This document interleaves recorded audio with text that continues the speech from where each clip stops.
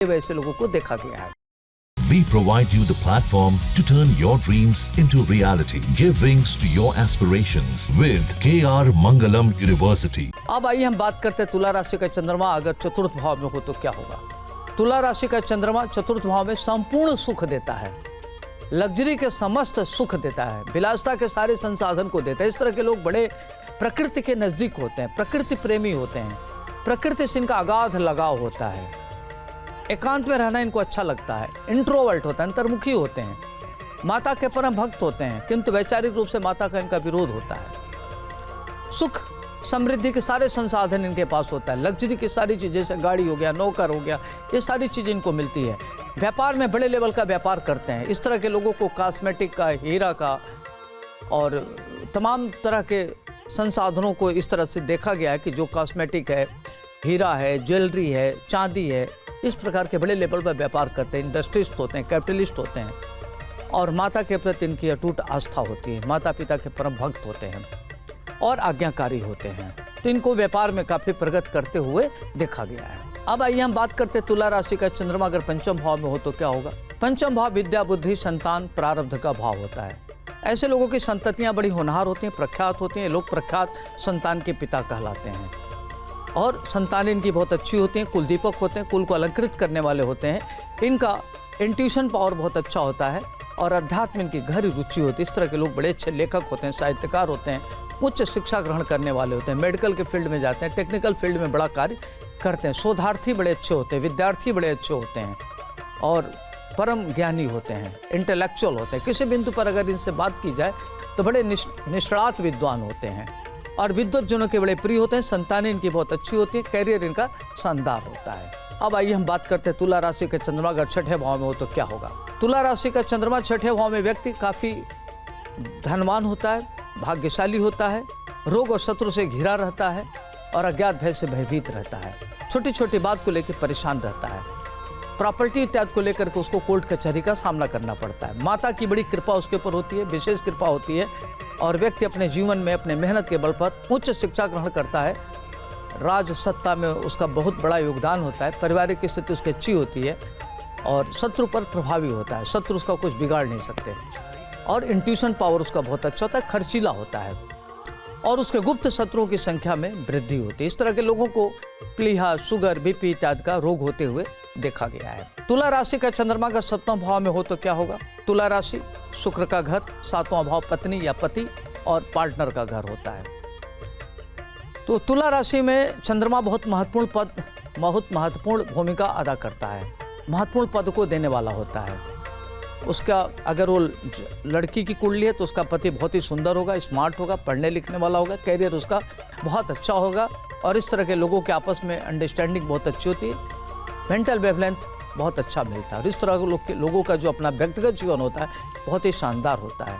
परिवार को लेकर चलने वाले हैं, बड़े कुल में पैदा होते हैं और कुल को अलंकृत करने वाले तो कुल दीपक होते हैं। वहीं उनकी पत्नी काफ़ी सुंदर होती हैं, विदुषी होती हैं, हाईली क्वालिफाइड होती हैं, सरकार में उच्च पद को प्राप्त करने वाले होते हैं। चंद्रमा सप्तम भाव में उच्च शिक्षा, उच्च पद और सुखमय जीवन को देने वाला होता है।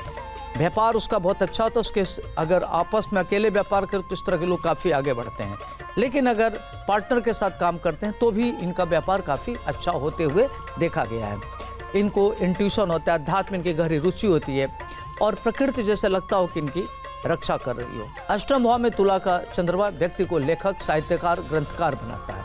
व्यक्ति बड़ा विद्वान होता है, विद्वत जनों का प्रिय होता है, देश विदेश की यात्रा करने वाला होता है, आयात निर्यात से धन अर्जित करता है और इस तरह के लोग ख्यातिलब्ध होते हैं, कहानी लिखते हैं, फिल्म बनाते हैं, संगीत की रचना करते हैं, गुप्त धन इनको प्राप्त होता है, दूसरे का भी धन इनको प्राप्त होता है और ये इंट्यूशन इनको होता है। देश विदेश की यात्रा करते हैं, विदेश में रहने वाले होते हैं, तो देखा जाए तो इस तरह के लोगों का जीवन काफ़ी शानदार होता है। हेल्थ वेल्थ को लेकर के चिंता रहती है, जैसे मौसम चेंज हुआ, सर्दी जुकाम, एलर्जी की प्रॉब्लम हो सकती है और नेत्र की भी पीड़ा होते हुए देखा गया है। वही नवम भाव में तुला राशि का चंद्रमा हो तो व्यक्ति बहुत भाग्यशाली होता है, भाग्य से आगे बढ़ने वाला हो तो उसका 24, 26, 36 में भाग्योदय होता है। इस तरह के लोगों का जीवन में काफ़ी आगे बढ़ने, लेकिन चंद्रमा को होने के नाते लोगों का 26वें वर्ष में भाग्योदय हो जाते हैं। लोग सरकार में उच्च पद प्राप्त करते हैं, राजनीतिक महत्वाकांक्षा इनकी पूर्ण होती है, हाईली क्वालिफाइड होते हैं और ख़ास तौर से टेक्निकल एजुकेशन में आगे बढ़ते हैं, मैनेजमेंट का कार्य करते हैं और इस तरह के लोग विज्ञान में, प्रबंधकीय में, सोशल साइंस में अच्छा कार्य करते हैं। सामाजिक इनकी गतिविधि बहुत अच्छी होती है। सरकार में उच्च पद को प्राप्त करते हैं। राजनीतिक महत्वाकांक्षा इनकी पूर्ण होती है। राजनीति में बड़े पद को प्राप्त करते हुए देखेंगे, ऐसे लोग बड़े भाग्यशाली होते हैं। धर्म इनके टूट आस्था होते हैं, धर्म की आलोचना बर्दाश्त नहीं करते। मंदिर इत्यादि बनाते हैं। पांडित्य कर्म इनकी रुचि होती है और आकल्ट साइंस में बड़ा लेवल पर ये कुछ करने वाले होते हैं। अब आइए हम बात करते हैं दसम भाव में अगर तुला का चंद्रमा हो तो क्या होगा। दसम भाव कर्म भाव। तो इस तरह के लोग सरकार में उच्च पद को प्राप्त करते हैं, उच्च शिक्षा ग्रहण करते हैं। इस तरह के लोग मैथमेटिक्स, फिजिक्स, केमिस्ट्री, विज्ञान और बायोटेक्नोलॉजी में, बायोकेमिस्ट्री में बड़े लेवल पर काम करते हैं। ये लोग केमिकल के फील्ड में बड़ा कार्य करते हैं, इंडस्ट्री लगाते हैं।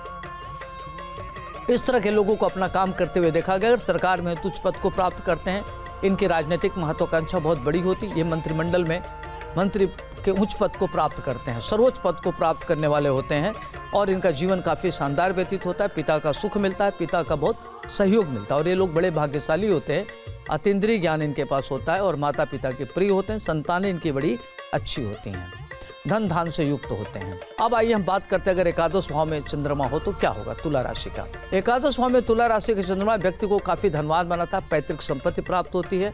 कुछ व्यक्ति अपने मेहनत करके धन अर्जित करता है, मान सम्मान अर्जित करता है, ख्याति लब्ध होता है, प्रतिष्ठित होता है, दूर देश की यात्रा करने वाला होता है, देश विदेश की यात्रा करता है। उसकी संतानें बहुत अच्छी होती हैं और इस तरह के लोग टेक्नोलॉजी में कुछ बड़ा रिसर्च करते हैं, बायोटेक्नोलॉजी में कुछ अच्छा करते हैं। मेडिकल के फील्ड में उनका आयात निर्यात से धन आता है। संतानें बहुत अच्छी रहती, उनका जीवन शानदार व्यतीत होता है। वहीं तुला राशि का चंद्रमा अगर 12वें भाव में हो तो इस तरह के लोग एक्स्ट्रा बैगेंट नेचर के होते हैं।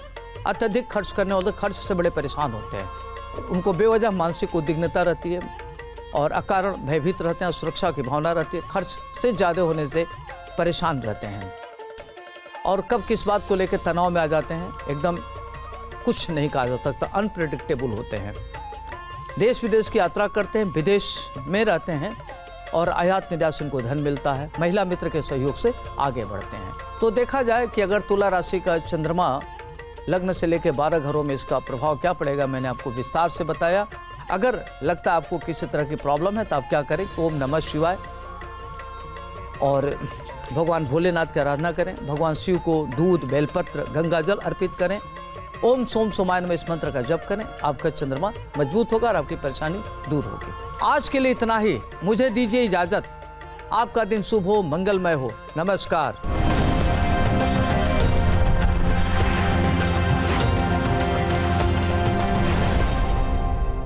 जहाँ भक्ति है हर शब्द में, कथाओं में छुपे हैं दिव्य रहस्य और ज्योतिष देता है जीवन को दिशा। धर्म से जुड़ी हर बातों को जानने के लिए हमारे चैनल स्तुति को सब्सक्राइब करें।